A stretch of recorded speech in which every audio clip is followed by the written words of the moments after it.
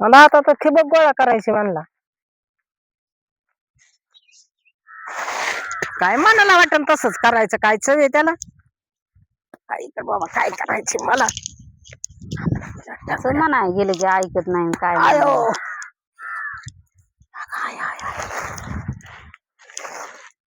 काय पावसाने सगळं वाटोळ केलं या शेंगांचं. काढा नसतं सगळं करू उगून आली असते त्याला.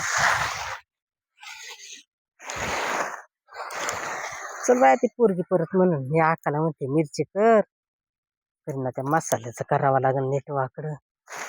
तिला 2-4 दिवस झाले ते मिरची सुटले बियाण. हा ते कोथळ आले तवा म्हणली मिरच्या करतो. तुझ्या बापाने पावसाने मिरच्या आणलेल्या आणि म्हणलं ती म्हातारी म्हणून मिरच्या हिऱ्या केलं म्हातारीने काय. ती म्हणली बरं का आल्या का नाही केली आका. मी आणलं उलशाकच मिरच्या होत्या नाही केली ना.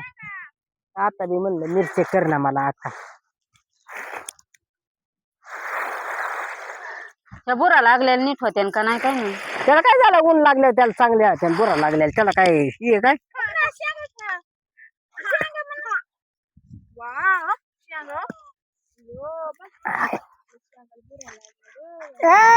या गाडीवर सांभाळ मी मसाला भाजीते सारं मग नीट करते. चल बाई कोण द्यावं लागते खौट होत्या खौट. घरात या शेंगा बाहेर टाकावं लागत यान. पोरग कोणचं मनावच घेत नाही. काय करावं आपण तरी कवत.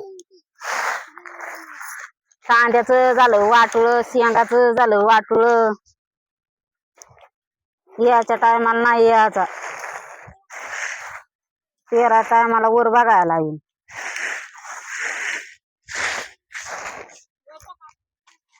वाऱ्याने कागद फाटत येत. त्यातून करडाने जास्तच गेले. माराचं लाडकन चुलीला हडक. हा हा ना मग काय कड बांधून टाकताय ना काय त्याला. सगळ्यांना दावी येत अरे पण त्यांना ते मग तिसऱ्या बारा उलशीत सोडे तरी ते अशी काय मोकळी. हा झाडांच्या जीवावर चालला मग बियाचे शेंगात सोडून द्यायचे याच्यात सोडून द्यायचे. सगळे कागद टाकलेत फाडून त्यांनी नाचून नाचून.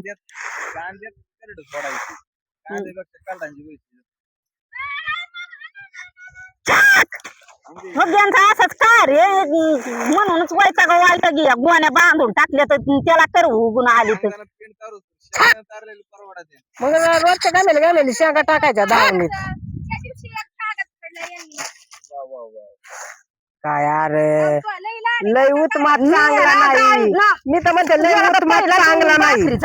बिन खाण्याचा दिवसभर का चांगला नाही लय उत्मात.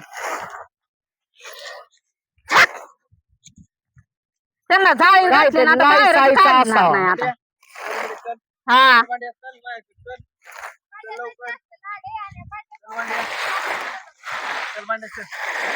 आणि त्यांनीच गाळात याच्यातून सवय लावली त्या कारडांना. डोक्यावर घेऊन हिंडावा.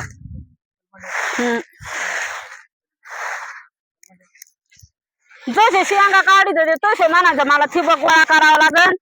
थोडं पेरावं लागन. मका कडवा